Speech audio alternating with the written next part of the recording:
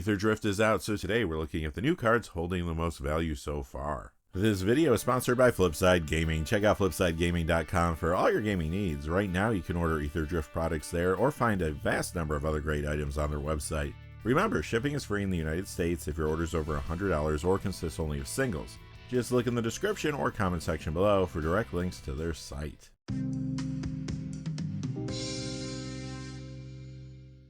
Hey there, this is John from Heroes and Legends, and welcome to another edition of the Magic the Gathering Market Watch. I am still trying to get over this flu. It is something else this year, I tell you, but you know what? We got stuff to talk about. Specifically, the top 10 trending Magic the Gathering Aetherdrift cards. Additionally, we're going to see 5 cards from the Commander products, and I have some bonus cards in there as well. Anyway, Aetherdrift is kind of interesting because during the pre-release time, I heard a lot of negativity about the set, mostly regarding the theme and mechanics. However, whenever that happens, people tend to sleep on card previews, and sometimes good cards fall between the cracks during preview season, which can lead to price spikes when the cards are actually released. And we do have some good cards to talk about today. Keep in mind though, lots of packs are being opened as we speak, so most prices will be falling in the coming days and weeks. However, there may be some one-offs that hold their price or even go up in value, so keep an eye out on these prices.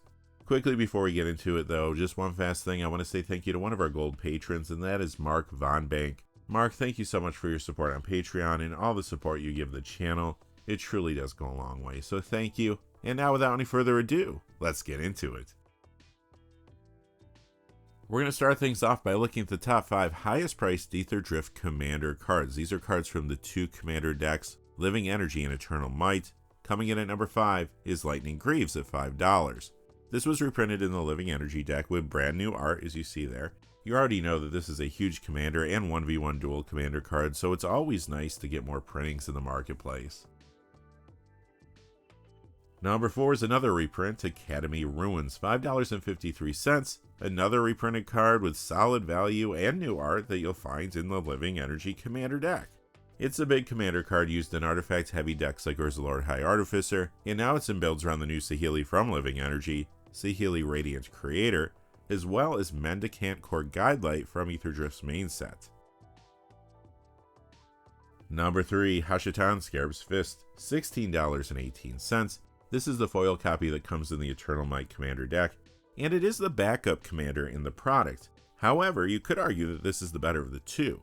Lots of players are already building fresh commander decks around this, and they are using it in the 99 of decks too. For example, it's appearing in builds around Verena Lich Queen and the front-facing commander from Eternal Might, Temmet Nakataman's Will. Number 2 is Stride Hanger Automaton. It's $6.57 currently. This is one of the new cards from the Living Energy deck, and it's great if you're going to be making artifact tokens and not just creature tokens either. This will work with treasure, clue, food, blood tokens, etc. I do think you'll be seeing this a fair amount in various commander decks. Right now the ones using it the most are builds around Saheeli Radiant Creator and Mendicant Core Guidelight. And our number 1 card from the commander decks is Renewed Solidarity at $12.90. Easily the most exciting new card to come from the 2 decks. This is found in Eternal Might. Currently it's appearing in fresh builds around the 2 commanders from that deck, Temmet Nakataman's Will and Hashatan Scarab's Fist, but it's in other commander builds too, like Verena Lich Queen and Jan Jansen Chaos Crafter, for example. Get used to seeing Renewed Solidarity. Commander token-centric builds are very popular, and if you're running white, you're going to want a copy in your deck. It will also be a solid card just in random typo builds in white.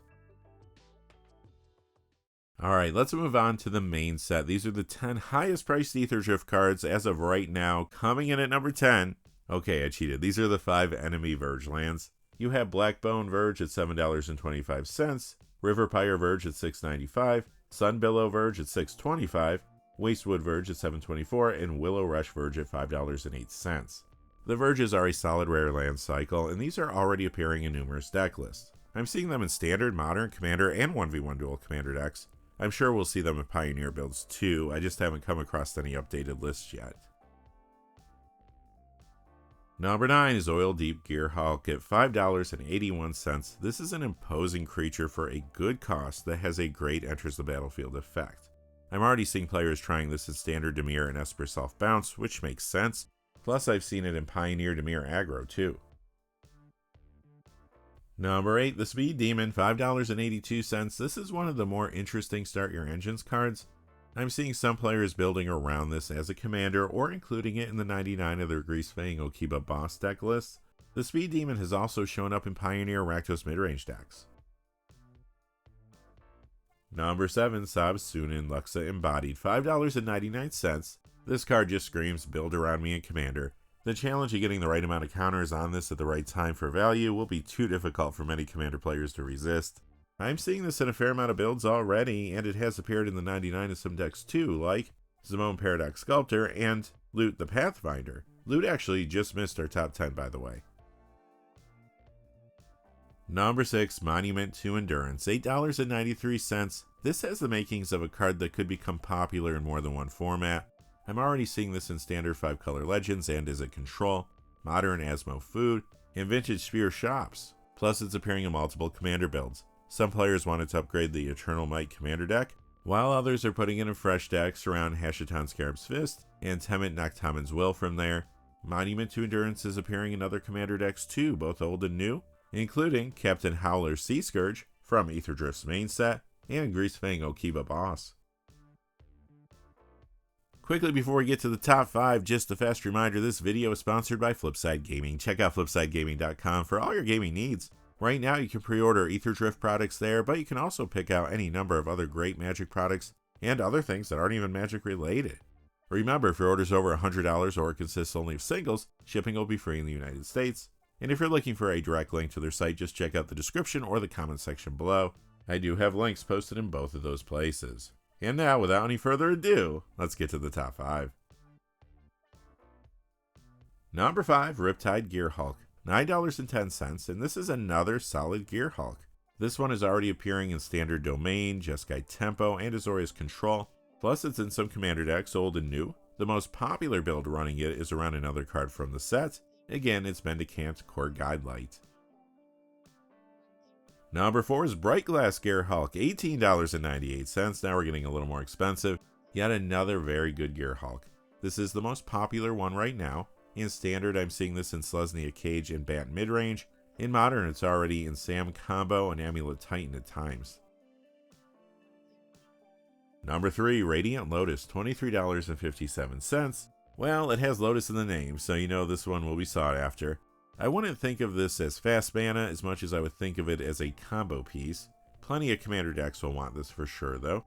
I'm seeing it in builds like Yurlok of Scorched Thrash, Jan Jansen Chaos Crafter, and Mendicant Core Guidelight. Number 2, the signature card of the set, and it is very unique and quite good, the Ether Spark, $35.52. It's already popping up in decks in more than one format. I'm seeing it in Standard Gruul Delirium, Legacy Jeskai Stoneblade. It's also appearing in several commander decks, old and new. The ones running it the most so far include Imhotep the Stormlord, and you guessed it, Mendicant Core Guidelight.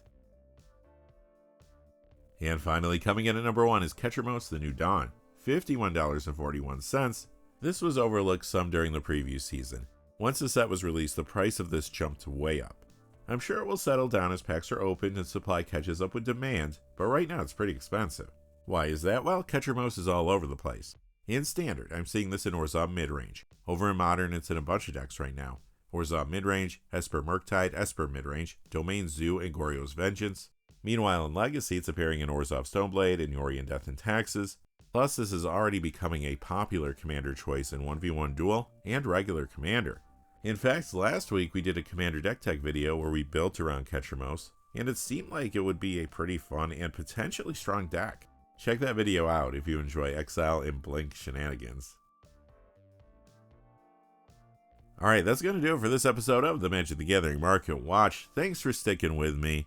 I think I sound worse than I actually feel, so hopefully next week I'll have my voice back and everything will get back to normal. Until then though, hey, thanks for watching. If you enjoyed the video, please give us a like and subscribe, and have a great day. Hey, thanks for watching. This video is made possible through the generous support of viewers like you on Patreon. Check out the description below for links to our Patreon page as well as our Amazon affiliate store, where a small percentage of all sales will also help support the channel. Finally, if you haven't had a chance yet to subscribe, hit that subscribe button so you don't miss any of the new videos on Heroes and Legends. Talk to you again soon, and have a great day.